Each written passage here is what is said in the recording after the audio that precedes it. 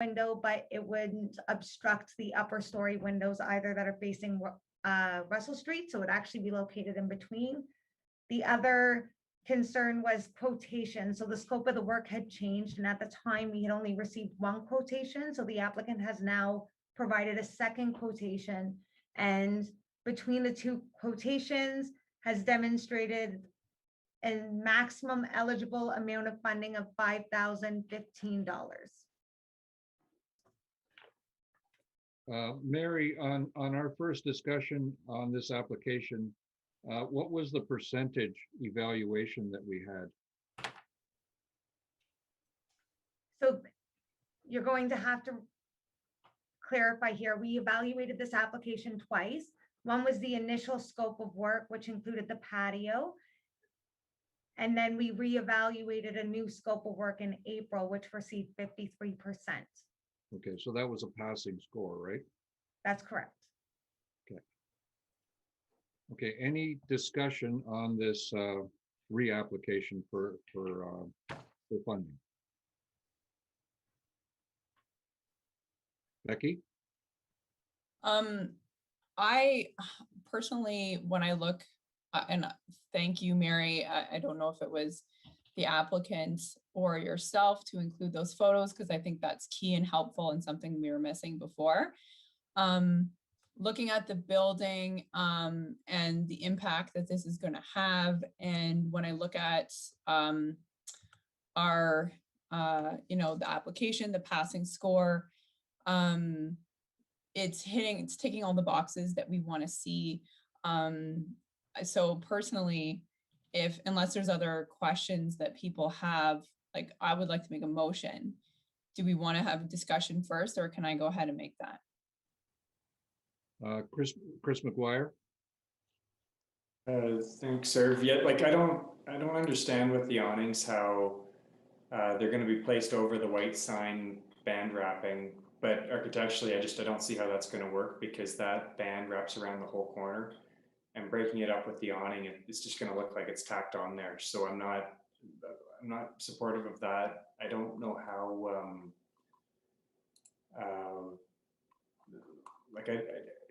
I'm just not seeing it here. And then with the one, like that big one over the door for the Main Street side, I guess that one's coming down, and then two new ones are going above the two Russell Street windows, because I don't see how it's going to work with the backlit sign on the top corner, the existing awning with the gooseneck lighting, and then the sign band that wraps around the windows, a pretty key feature of that corner, and these awnings are just going to be tacked on top of that. So I just don't see the design. I'm not inspired from a design perspective on it, I guess. And then other concerns with this quote, we've got these LED neon string light on block wall. I'm not sure what that's about. And then we've got these lantern style lights too. And then LED lights under the awnings. A lot of that stuff we haven't seen. The only one that really stands out to me, it could be an issue, is the neon string, because I just don't see how that's going to fit here. And that's the most expensive one on the list. So the concern with the paint is that it's the same concern I had on William Street, where we're giving somebody money to paint over a problem, and the problem's going to come back in 5-10 years, because we know there's an issue with moisture in the brick, because we can see the brick failing right now from the street. In the report, it says that the contractors who advise their processes are generally consistent with the document. Doesn't instill a lot of confidence for me that it's going to be done right. It's like, it's either going to be followed or it's not going to be followed. And if it's going to be peeling, I don't know. I'd really like us to see us focusing on long-term sustainable solutions, instead of just kind of covering up, whitewashing, painting over something when we know there's an issue with brick failing in this wall. So a lot of my concerns from the previous meeting still stand, and I don't know, I'm interested to hear how other people feel, knowing that we've got a smaller group today. Chris Amir, you're the most experienced one here with construction components. How do you feel about the paint? I think we got to be very careful on us telling, us being the town of Smith Falls, telling people how to paint or look after their building. I'm not sure there's not a liability issue if we say this is how you do it, and then all of a sudden it fails. I'm not sure that we're not putting the onus back on ourselves where we could be, I'm gonna say liable, where all of a sudden, oh, their painting contractor wanted to do it this way, and he's saying he'll guarantee it, where we're saying, no, you do it this way. And I'm just not sure that I would want to, I don't think we should be in that business telling people how to do it. You would hope that they've got an experienced painting contractor to do it. So I'm wearing two hats on this. I think it's got to be done professionally. You don't want just a guy in a half-ton truck and coming over and trying to paint it, but you also got to follow some guidelines, but we've got to be careful. We're not taking the onus ourselves. So I support the application as it is right now. Okay, Becky, Okay, so I'm gonna just go ahead and make that motion. So I would like to motion that we accept the application for program 1 for Chuckles Jack. I would like to tie in the condition. I do see where you're coming from, Chris, and I see that. But I'd personally like to tie in the condition that the paint processes be done inconsistent with the appendix from the guideline. So that's what I would like to see. And otherwise, when I look at the $5,500 worth of funding for this building that has been half done for a long time, and we'd really love to see it be complete. I think Russell Street is moving along, and so I'm going to make that motion, put it on the floor. okay, thank you. And are you saying that there will be conditions in the contract regarding the painting as part of Yeah, that? so that would be the condition, that's the motion. The condition would be to tie in that appendix. I don't know if everybody got a chance to look at that. But, and Chris, I'm sure you guys, I would think it'd be a similar process that you guys would follow.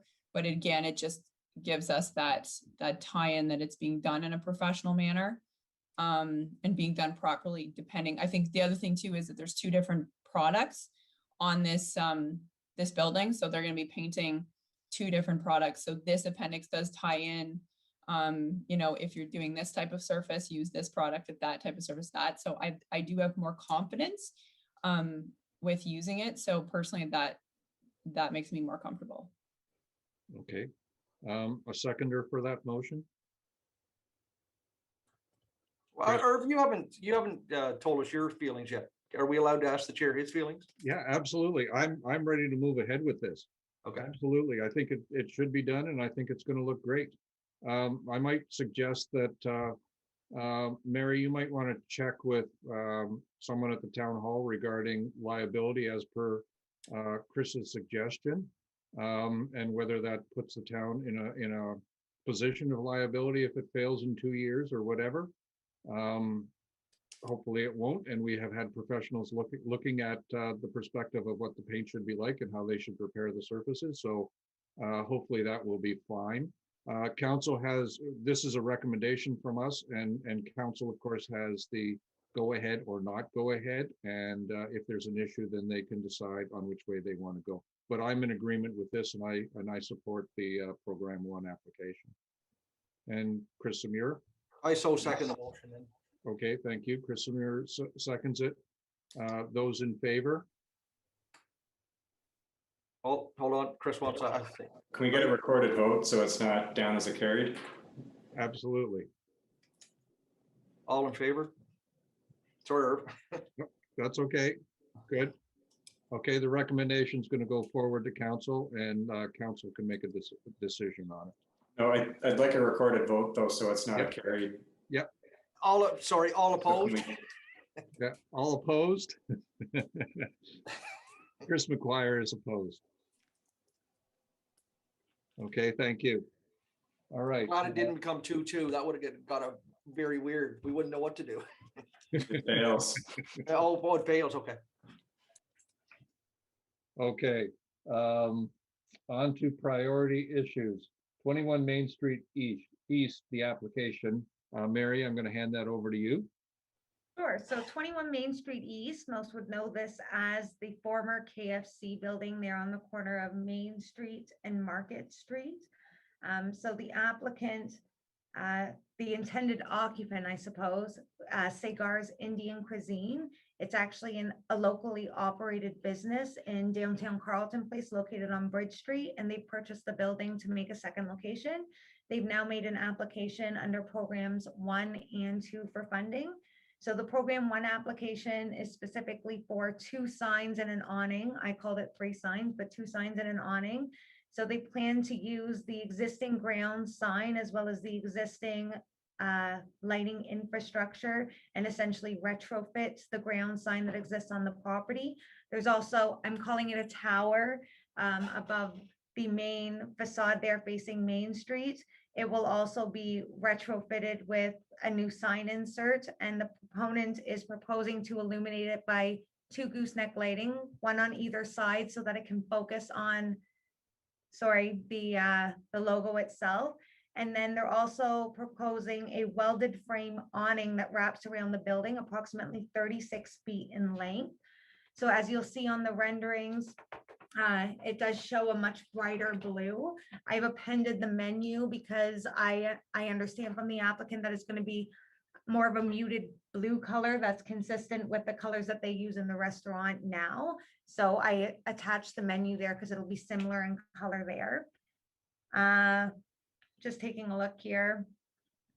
So the applicant has advised that the exterior will be painted white with blue accents, although it's not being proposed for funding. So he's actually picked a color called Snow White from our guidebook, which was developed during the downtown revitalization render project to be consistent with the downtown core design guidelines. But he's chosen a color outside of that palette, bright navy blue, as an accent color to paint the facade. Again, not part of the application here for funding, but applicable.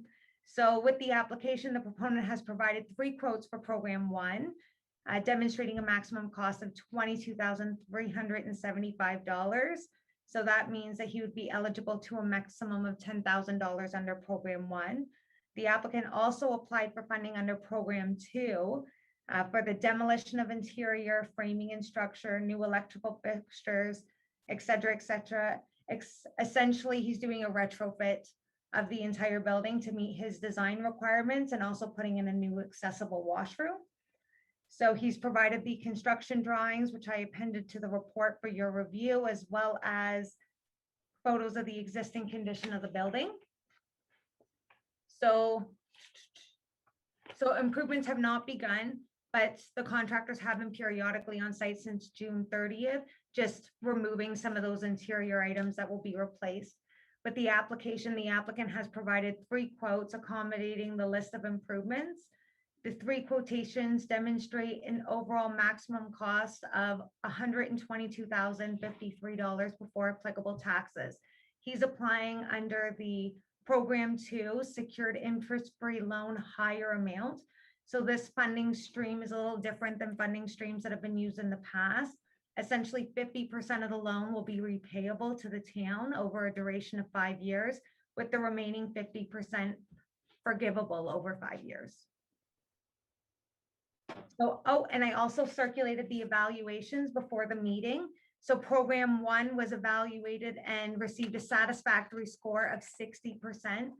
I scanned these in because the program 2 evaluation is a little more difficult. It doesn't really translate to a percentage that would make sense. He received 14 out of 48.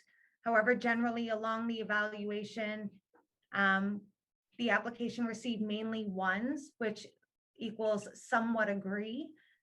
There was also a score of 2 and 3 in there and a couple of -1s. Okay, so are you saying that under program 1, that was 60%, under program 2, that was a fail?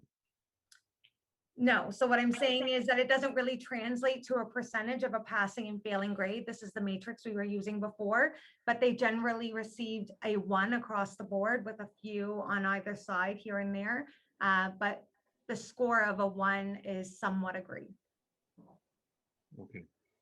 All I right. did email it. I'm not sure if everybody had a chance to look at it. It was about 20 minutes before the meeting. Yeah, I did take a look at it. Chris McGuire. Thanks, sir. I don't support program one for this application just because it doesn't fit the design guidelines in any way, shape, or form. Especially with the backlit sign coming through us, I think that should be screened out before it even gets to the committee meeting. The KFC that was there, like branding the KFC in blue and white, just doesn't do it for me. So, I think it's great. It's a relatively inexpensive way to do it.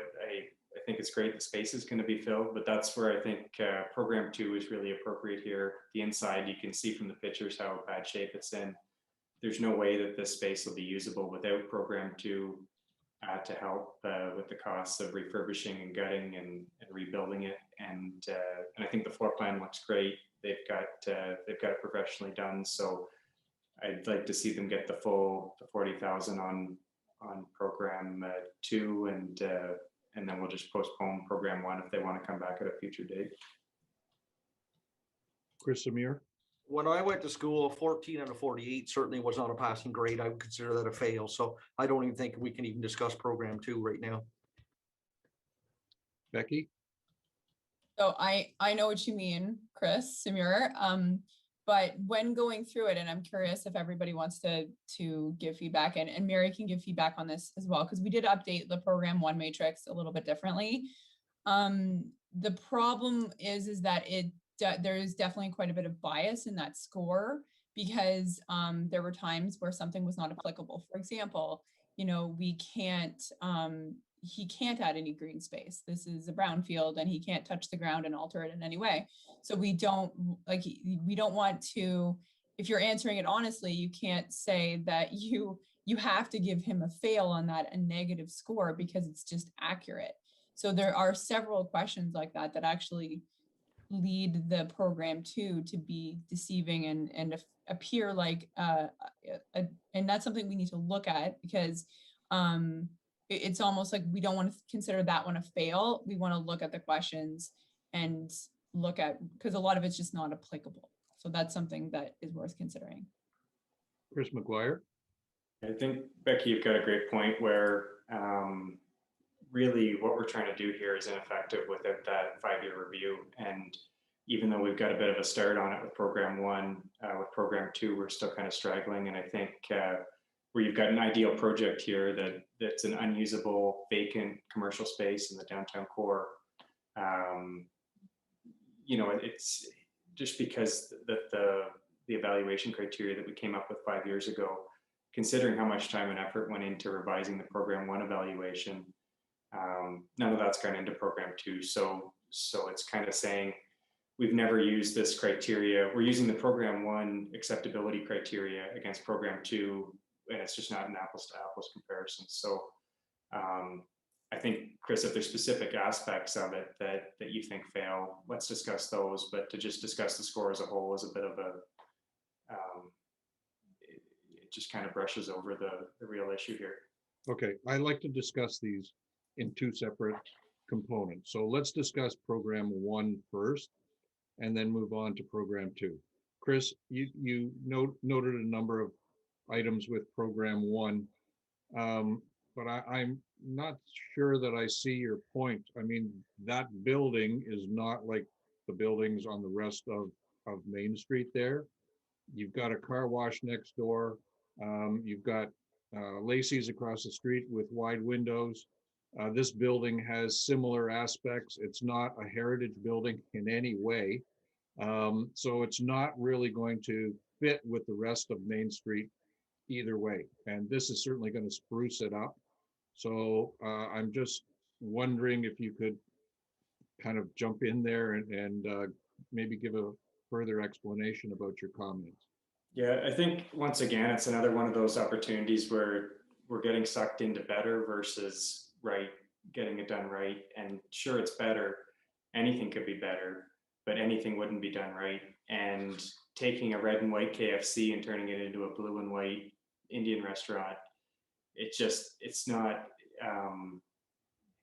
doesn't do it for me.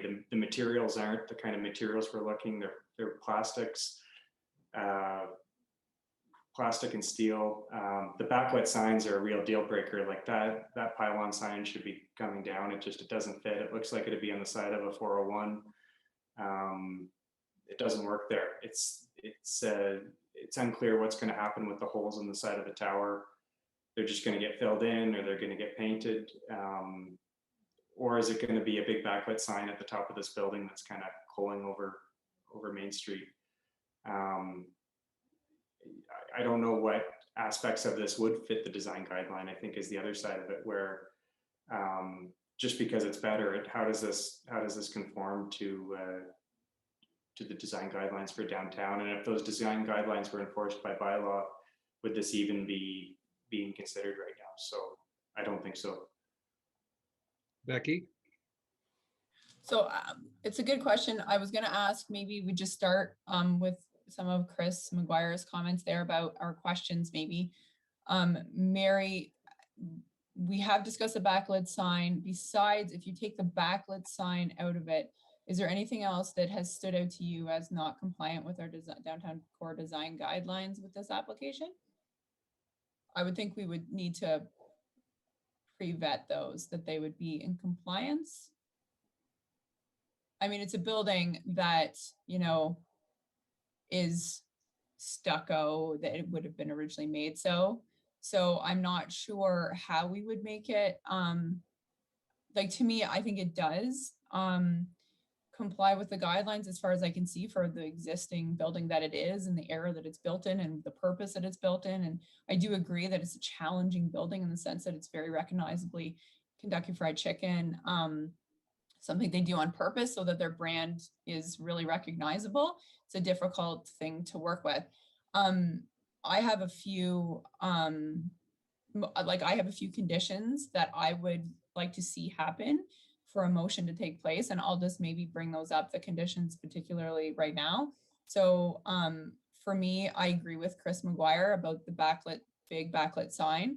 So for me to be comfortable with this, I would have a condition that they cannot light that sign. So I know they're going to have to put in a sign, and it is a backlit sign, but for me, it would have to have its internal illumination removed or just never turned on. And I would also like to tie in removing the readograph sign, which is the sign below the box that you slide the letters in. It's tired, it doesn't look good. And I would like to see that just removed from there personally. And that would be a condition for me to make it compliant with the guidelines. As well as I would be looking to have his color selection be in compliance with the guidebook. So that's not the guidelines, but the guidebook. So those colors that we added in, and there are 5 different blues to choose from, and some of them are fairly close to his blue, but it just gives that a little bit more consistency and consistent storytelling in the downtown, while still allowing businesses and, you know, property owners to express their own distinct, unique story that they want to tell. So I think I would like to see him tie into those colors. That's something that's important to me. He did pick one color, but the vibrancy of that blue, I would feel more comfortable if it's one of the blues that we've already pre-selected. And personally, also there's planters there. So we've already discussed that it's a brown field and it's difficult for him to do any landscaping, but there are, you know, I would personally like to see some really nice green shrubbery or perennials or something going into those, as well as I would like to see the paint process be compliant with the appendix, again, similar to the Chuckles Jack application. So those are the conditions, and I'm happy to make a motion, but I didn't know if we want to discuss that a little bit more. Chris, you had mentioned the awnings being vinyl. Would cloth linings be a better choice instead of vinyl? I guess I don't see how that would be feasible with the way they're set up. Like it looks like it's supposed to be a structural thing. We've seen how poorly these vinyl awnings perform on Becker Street. So, you know, picture 2-3 years down the road, the white's going to be peeling off.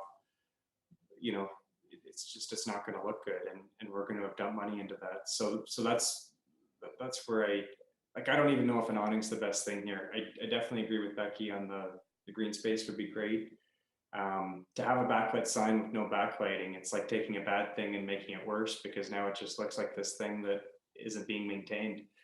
I think that sign needs to come down. I think it's redundant when you look at the sign on the tower, and I'd much rather see a sign on all three sides of the tower that's not backlit and made of a high quality material. It's not some kind of plastic cutout put up there.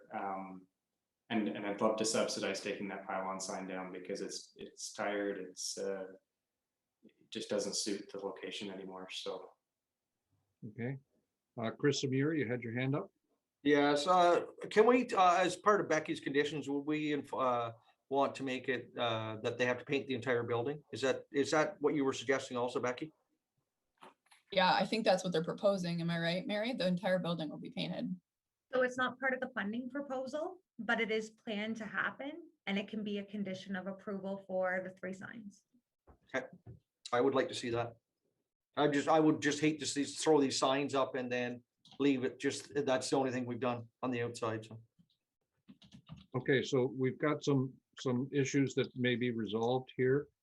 Becky, do we actually want to do a motion, or do we want to go back to the owner and say, here's what we'd like to see in an upgraded application? I would personally prefer to do the motion, because I think this applicant, first of all, when you look at it, it's a huge undertaking to a very challenging building. I don't know if we're going to have people lining up to do something similar. The other thing is, so it's in bad repair. It's, and he's putting a huge investment into it. The other thing is, I think that he's ready to go. So that's the other part of it. It's difficult. And Chris, I probably share in your feelings about that sign, but my understanding is that it's difficult to even remove a sign on a brownfield if it's possibly going to, move the ground in any way. And Mary, I don't know if you can speak to that, but that's my understanding, is that even the removal of that big heavy sign would be a challenge. Anything that involves digging will necessitate environmental remediation of the site. So we had this discussion with Public Works not long ago, because they were looking at redoing the parking lot area. They had to settle on just resurfacing the parking area, because any digging would essentially necessitate environmental remediation. Okay, Chris McGuire, you had your hand up? Is the sign bolted to the ground, or how is it secured? Like, is it on a set of springs and bolted? Because then if it's, you know what I mean, take the sign down, put a planter on top of it, and it's gone. 100%. I don't know if can we see that in the picture? Oh, it's certainly bolted. It's just bolted. A planter on top of that, done. Yeah, it looks like there's poles that go straight in. Sorry, I'm just looking at the report. I attached a couple photos. One specifically of the ground sign. It looks like the poles go straight into the ground, and there's a little bit of a footing underneath it, but it's essentially bolted right in there. So my opinion from looking at it, and Chris Samir would probably have a better idea, is that that's likely in there with concrete, but bolted to the concrete footing. Yeah, cut them off, but yeah. Okay, can we add that to the motion? Yeah. Okay, Becky, do you So want to put the I'm motion comfortable forward? if that's something. Do we sort of have a general feeling that I don't think anybody, and Mary, I'm not sure how the applicant will feel about removing that sign. It will actually decrease some of his funding, because some of his application was a new sign face for that sign. Am I right? Yeah, Mary? Sorry, I'm just thinking to myself right now. I'm not sure that I am essentially qualified to consult you guys through a motion that would involve the removal of that sign. I do worry that removal of that sign would cause a lot more work for him. I'm not sure if it's as easy as removing the bolts and essentially removing the sign. There might be digging that would need to happen. I would need to take a closer look at it. Okay, Chris McGuire?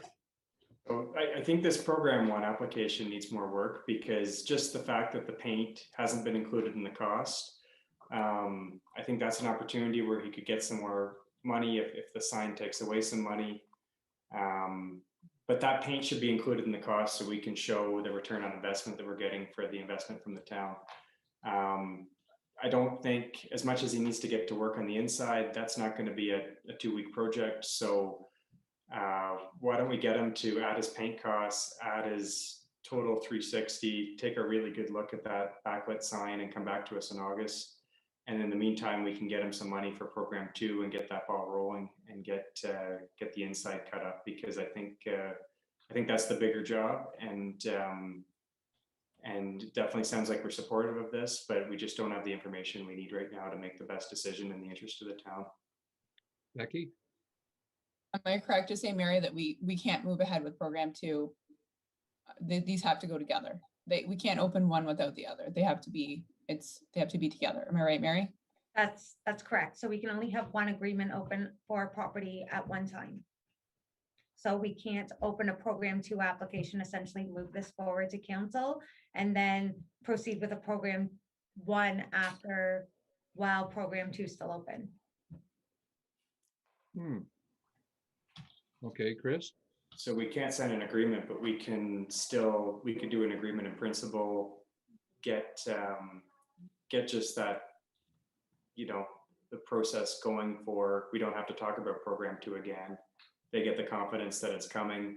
Cash flow wise, if they're waiting for that money to come into their bank account before they start, I just can't imagine doing a project like that. So at least it gives them the confidence of the money's coming. But I don't see how we can group this in right now with the state it's at. So Becky? So personally, I'm more comfortable with just moving like a motion forward with whatever it is that we're comfortable with. And if that means the paint and tying that all in, that's what I prefer to see, because then he can become compliant with our motion or not. And then we don't have to go back and forth, which I think has been something we want to get away from. And I think we just need to make this decision here. So personally, I'm comfortable putting a motion on the floor. I think the big question mark for me is that sign, because I don't want to lose our motion based on something that comes back that's related to that environmental issue. I look at it, I don't love it. I think you take out the rear illumination, it becomes compliant with our guidelines, even though I don't love it. I'm more comfortable with that. It's not ideal, but to me, we're not doing a lot of funding with that sign. It just is what it is. And this is a building in really disrepair, difficult building, very interested business owner going into it. It's got a overpassing score. I'm personally comfortable bringing forward a motion. That sign, I've seen signs like that have just been in wood. They've been on a tower in wood. And Chris, you had mentioned better material than plastic and backlit. Can we recommend something like that? But it should be in more appropriate material if he's going to keep the tower. Becky? I think that, that's something that I'm more comfortable with. I would say what we could do. We're starting to see, if anybody saw the sign for Willow and Co. That is a vinyl, like actually a vinyl cutout, but on a wood backing. So it's sort of using those high quality but synthetic materials. Again, that was something we funded with Boomtown, bit of a different look, but you get that bit more of almost like a heritage feeling. It looks kind of like wood with the Willow and Co. So it does give you the understanding that he could do something there that is 3-dimensional. And I think the 3-dimensional does help with giving that feeling, that inviting feeling, personal feeling that I think we like. So that's an option, but. Okay, Chris? I think the program 1 was a stretch for me from the start. So without certainty on the sign, I want to see us give them $40,000 on the inside. That's where the work needs to happen. I think giving a project of this size, 50 grand, is it's getting up there. That's our whole budget for a year. So let's be a little bit realistic about how much money we want to spend on this corner. I think program 2's got a great application we're about to talk about, but and I think Willow, comparing Willow to Boomtown is really interesting, because Boomtown we paid money for, Willow we didn't. And I think some of the best things that are happening downtown are not going through the CIP, and it really shows that I think our relevancy is fading. You know, Hotel Rito, post office, the Willow sign's great, the Boomtown sign just doesn't really fit that building that well. So this is another example where we're trying to spend money, we're trying to put money out there, but is it really going to create a wow factor? Not for me. So I can't support program one for this. Well, it did get 60% of approvals on our score. Also, just to remember, we don't have to approve the full amount of the percentage. It doesn't have to be 50% or whatever. Whether it's outside or inside, we get to recommend to council, and they can change that amount, but we get to recommend how much we would like to see put into it. So it might not be $50,000. We don't have to do 50,000. We can do less than that. And council can either move it up or move it down, whichever way they'd like to see it. Becky, I think you had your hand up there.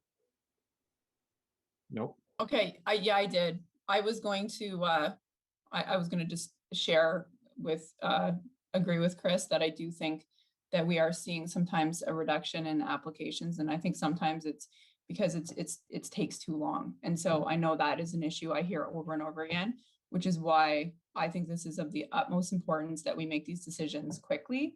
If we have to make sure that we vet things appropriately ahead of time as much as possible, we can do that. And Mary and I are definitely endeavoring to make sure that these are coming in complete. I think this is a really complete application. And so I'd love to make a motion if I could. So I'm going to make a motion that we accept the application for program one with the conditions. So of course I have 5 conditions now. So that would be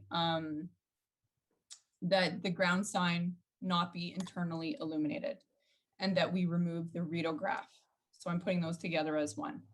Personally, I feel like that vinyl that's going in there, while it's not, it is technically a high quality material, which is, I think, complies with the guidelines. I'm personally going to say that once we remove that readograph and something new goes in there, it's a big improvement for me. The second condition would be that the applicant will paint the facade snow white and that the blue color would be from the guidebook as opposed to the one that he's selected. He could pick anyone from the guidebook. And the third would be that the applicant use existing planters for shrubs and perennials to bring some green to that space. Fourth is that the paint process being compliant with the guide sheet appendix. And fifth would be that the entire building get painted, as Chris Samir mentioned. Okay, do we have a seconder on that? Chris Samir? Okay, Chris McGuire? Recorded vote, please. Yes, okay. Mary, can we have a recorded vote, please? All those in favor? Thank you. All those against? Thank you. Okay, let's move on to program 2 application.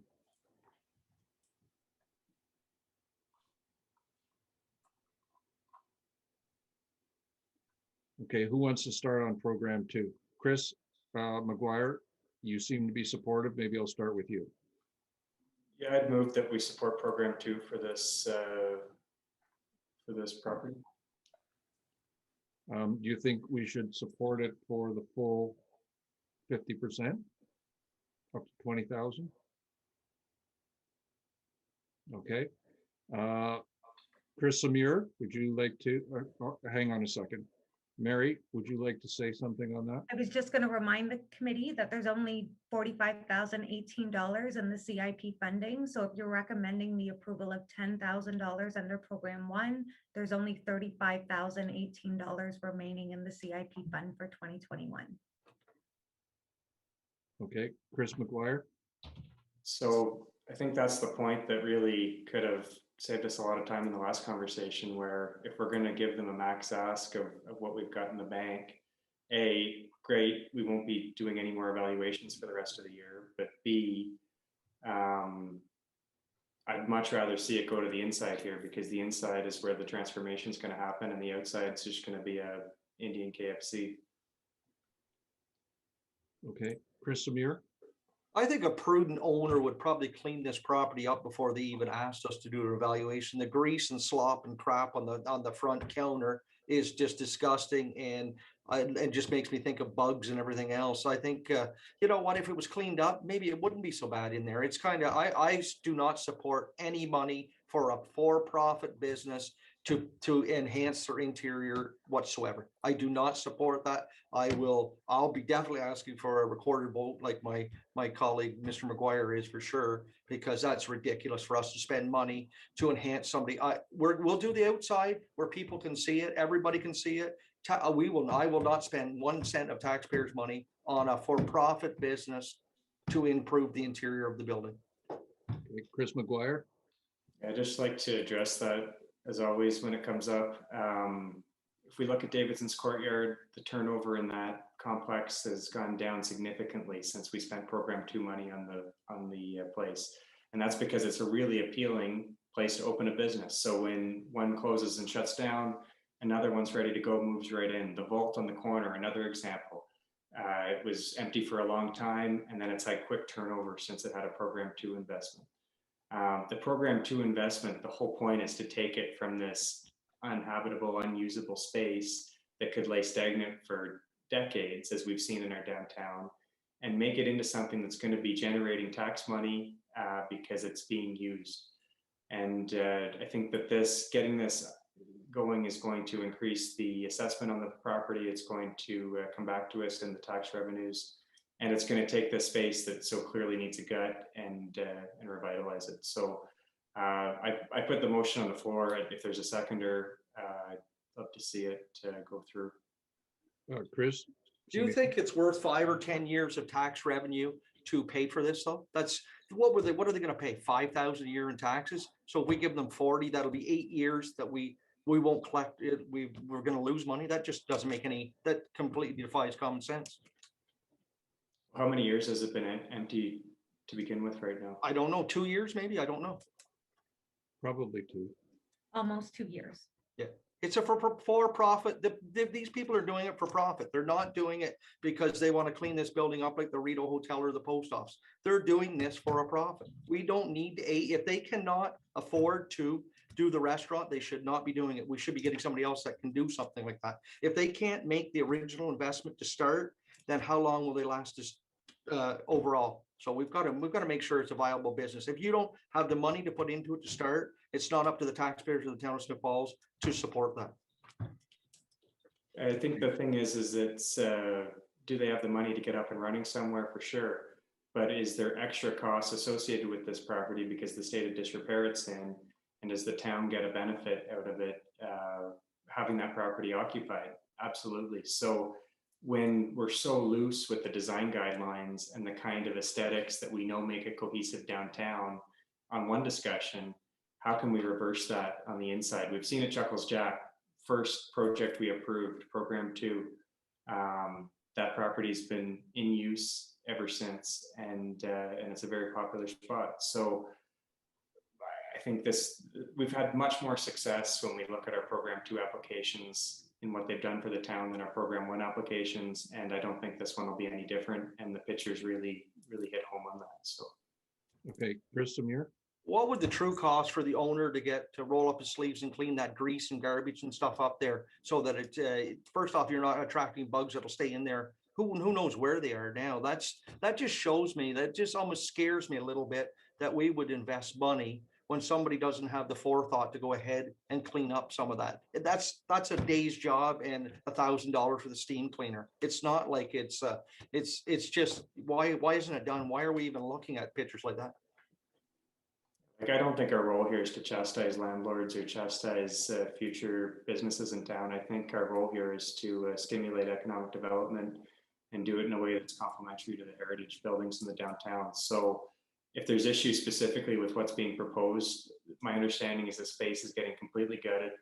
It's been written by an engineer and an architect, so we know it's going to be done professionally. That's all I need to say that this is going to be a transformation, and the motion's still on the floor. If anybody wants to second it. Okay, let's take 5 here.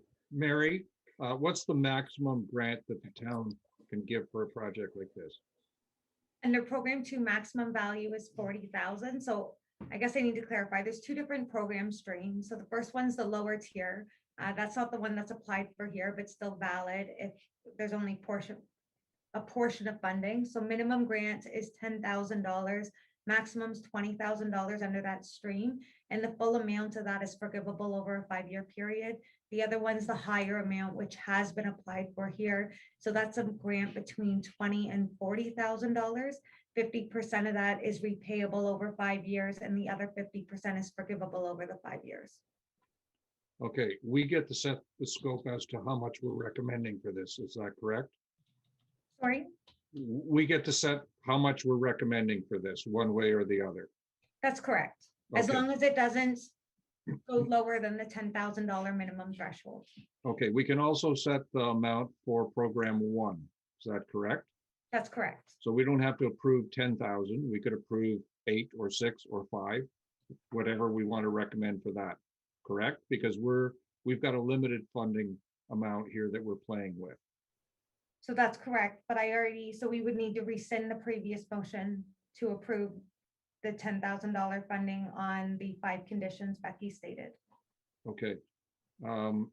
Becky, do you want to jump in here at all? I do, if that's okay. Yeah. I just thought I would maybe comment to this a little bit because I've,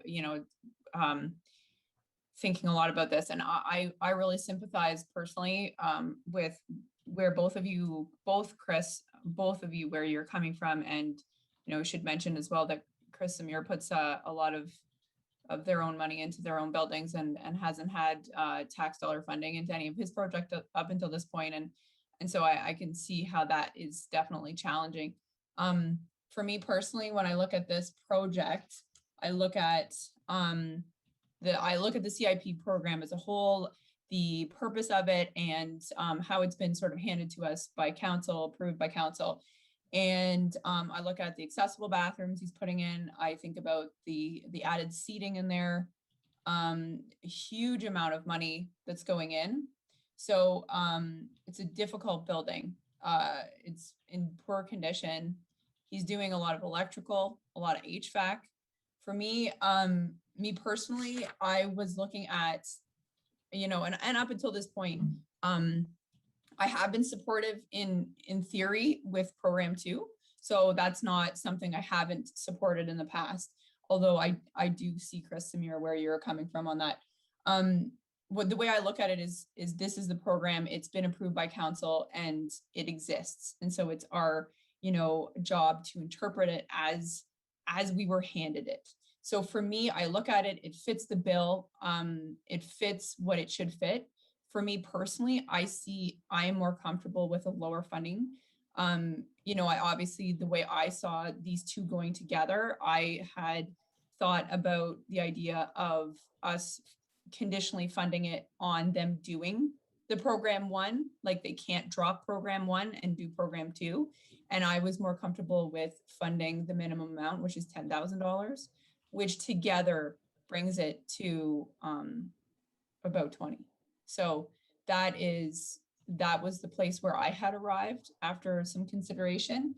And again, tying that program 2 funding into the program 1, that they have to do the program 1 to get program 2. I would agree with you. Chris McGuire? Yeah, it's really mind-boggling, I guess, to see that we approve a mediocre program 1 for the full amount, and then we have an excellent program 2, and we don't seem to want to put any money behind it. I think it's got to be frustrating for anybody watching that is thinking of taking advantage of program 2 to know that you're going to be held to a higher bar than program 1. I think if I was going to be putting the contents of the inside of this building into a dumpster in a couple of weeks, would I be spending time with a steam cleaner, cleaning it up? Probably not. So So I don't know.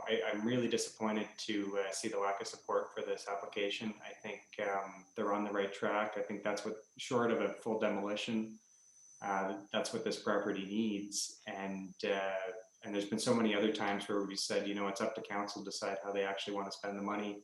It's up to us to apply the program and the criteria we've been given.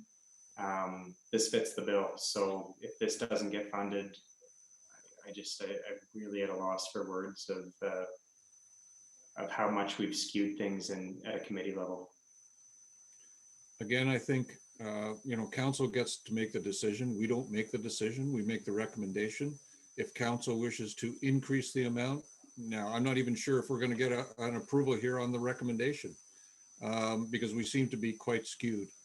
But if we do move a motion forward on this, council can raise it at any time.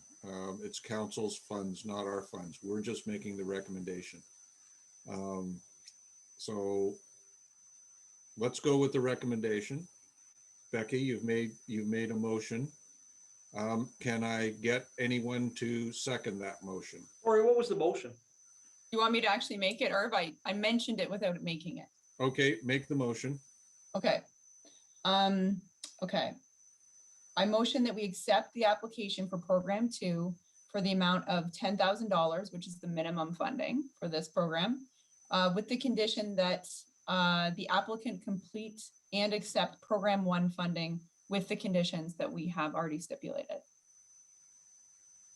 Okay. There's the motion. Do we have anyone to second that motion? No? Okay, then I see the motion as dead in the water. How does that affect the motion for program 1, Mary?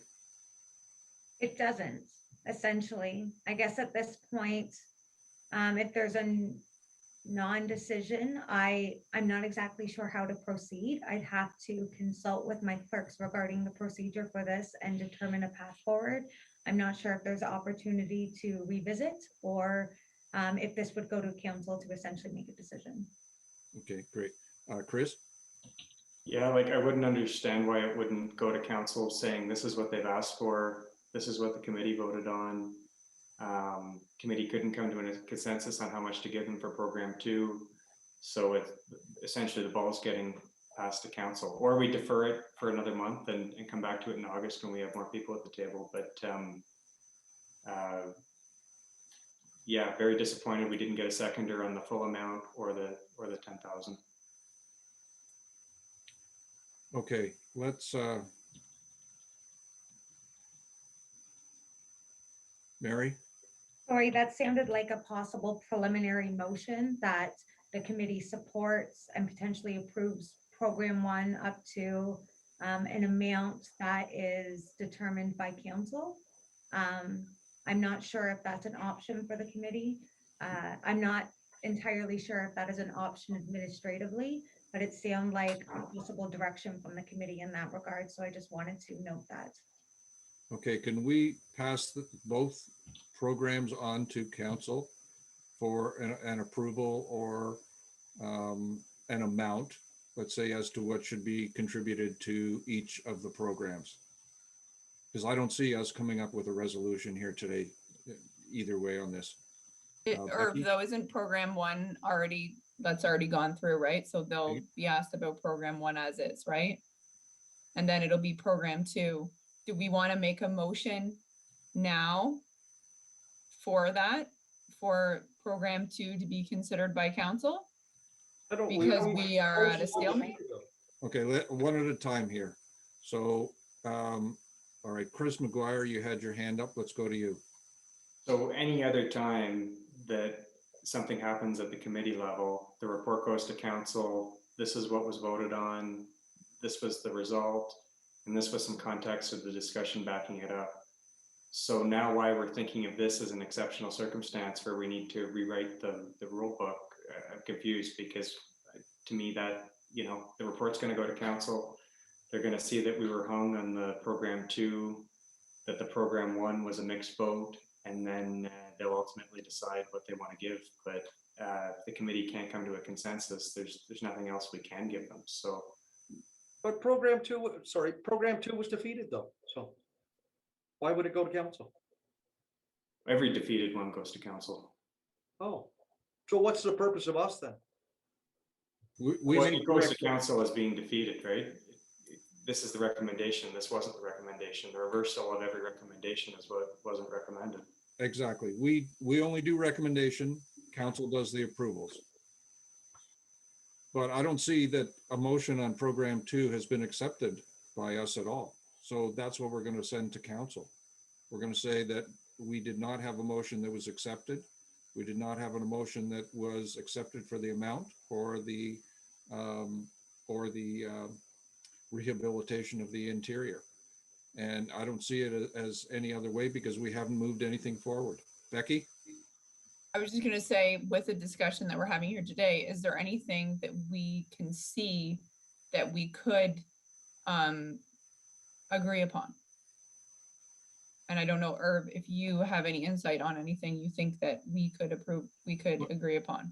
Well, in the past with program 2, we have looked at things like disabled washrooms, new electrical upgrades, and kind of made a decision on just those points and said, okay, we can agree on this and we can agree on funding those parts of the project.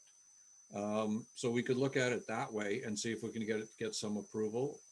Chris? That they're not nice to have. A handicap washroom is required by the Ontario Building Code. It's not nice to have.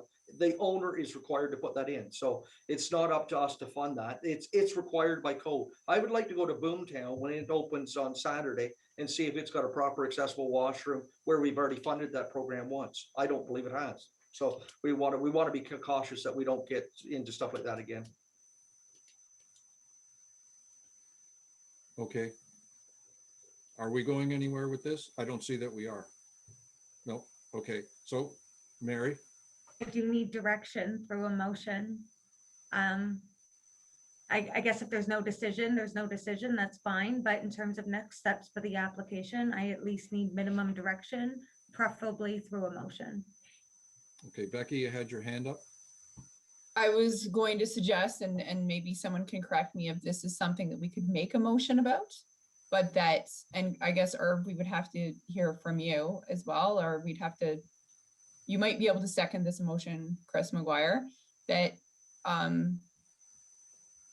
that we make a motion that we accept the application for program 2, but that the amount was undecided upon between the amounts of $10,000 and $20,000 in funding, and that council can make the decision between $10,000 and $20,000 in funding. Chris McGuire? I guess I just don't understand why we would move that, because that's the record. Like that's what the minutes are going to say, that's how the process works. That's the policy. I don't understand what our resolution, or is it a resolution or a motion, or what are we? Well, I don't see that we've accepted program 2 yet.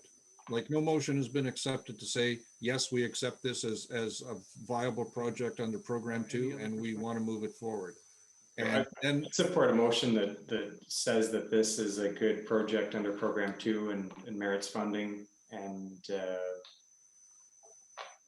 that's all we can do right now. okay, Becky? You want me to make the motion?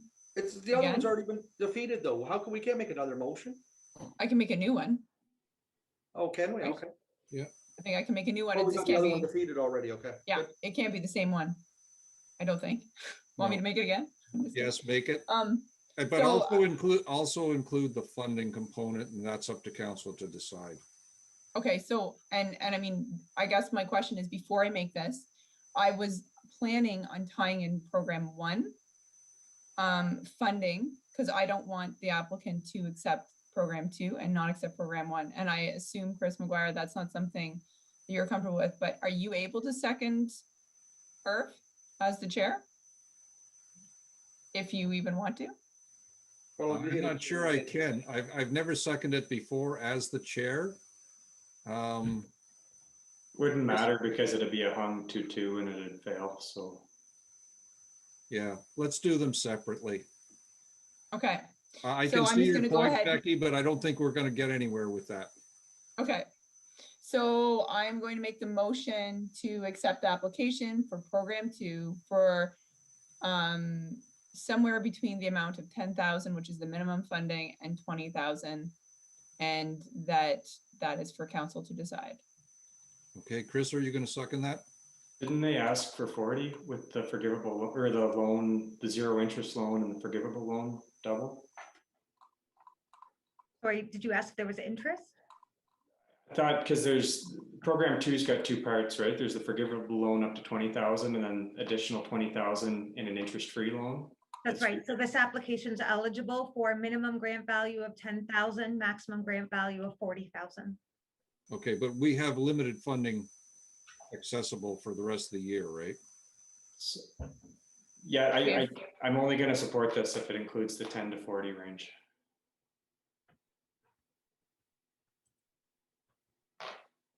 How much have we Well, I got? mean, in your ultimately, I budget? guess that's council's decision, right? So like me saying it doesn't really make any difference. I have to say 10 to 40. I just got that wrong. So I should say 10 to 40, right? Or like I can't not anyways. Okay, Okay. let's leave it to council. Okay, 10 so I'll just say 10 to it, I'll say 40? it one more time, if that's okay.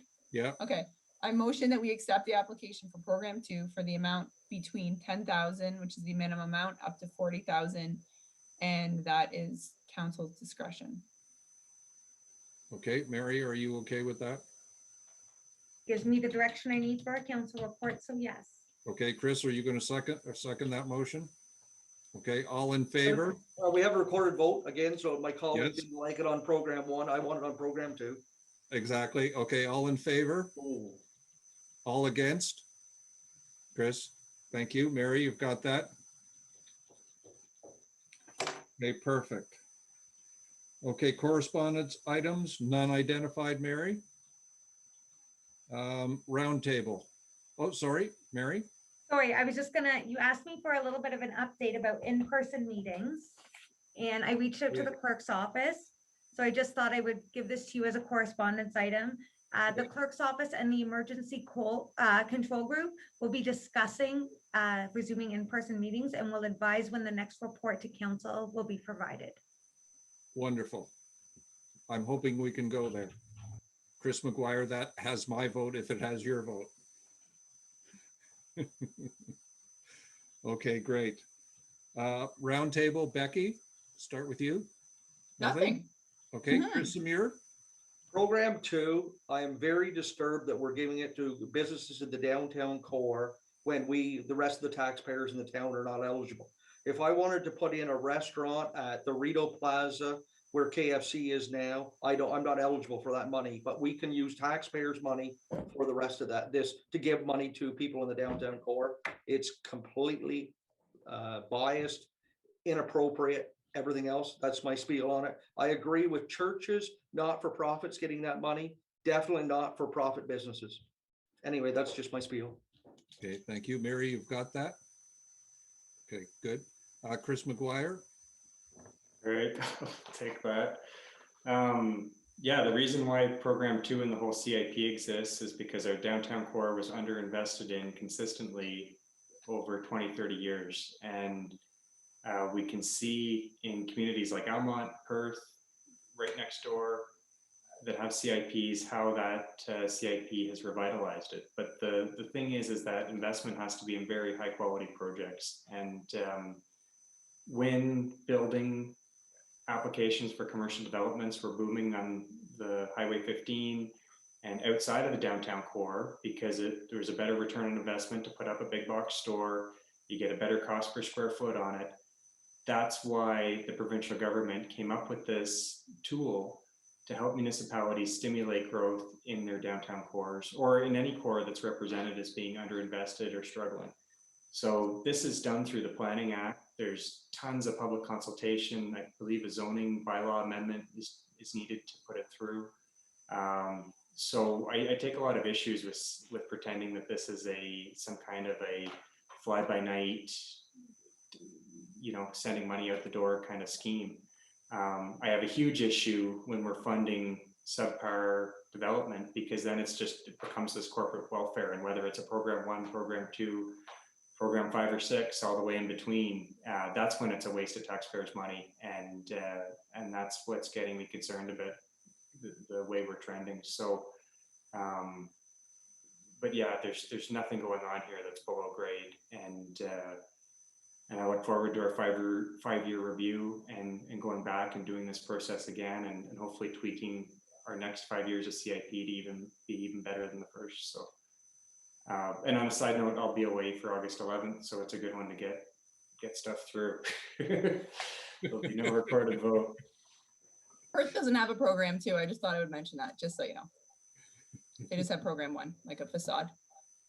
Yeah, well, when most of their buildings were happening, I think it was sponsored by the federal government, because it was back like early 90s when they had rehabilitation grants. So the tools evolved with the times, but the idea sticks, and I think that's why at the provincial level there's no debate on whether or not to keep CIPs or get rid of CIPs.